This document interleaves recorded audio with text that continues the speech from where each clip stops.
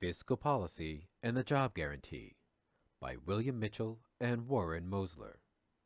Conclusion. Most OECD economies have suffered from persistently high unemployment since the mid-1970s. We have argued that the major explanation for this pathology has been a deficiency of demand promoted by inappropriate fiscal and monetary policy. Governments reacted to the onset of inflation with restrictive policy stances, summarized by a fetish for budget surpluses. In doing so, they have failed to understand the opportunities that they have as the issuer of the currency. In this paper, we have presented a framework for analyzing these opportunities. In the context of the concern for inflation, we compare two buffer stock means of stabilizing the price level.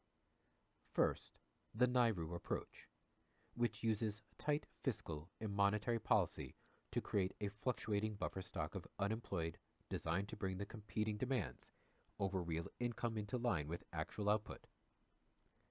The lesson of the last 25 years in many countries is that the pool has to be large and persistent.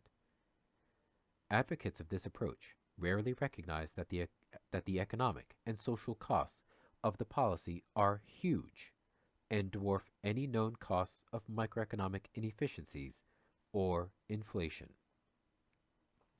Second, we introduced the job guarantee.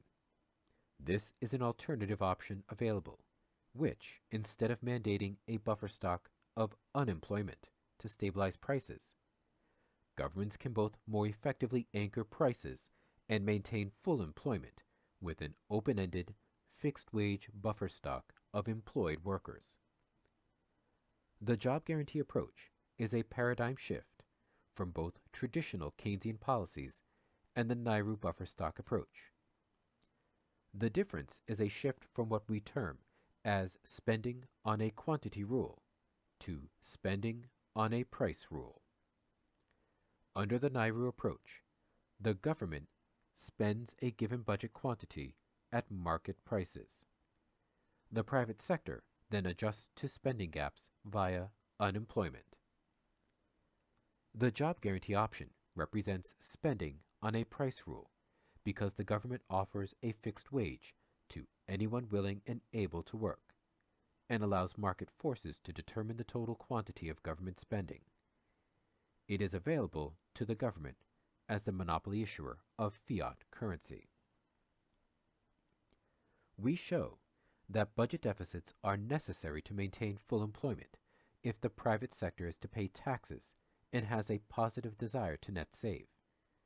In this regard, the orthodox treatment of the accounting relation determined the government budget constraint is an ex ante financial constraint is an error.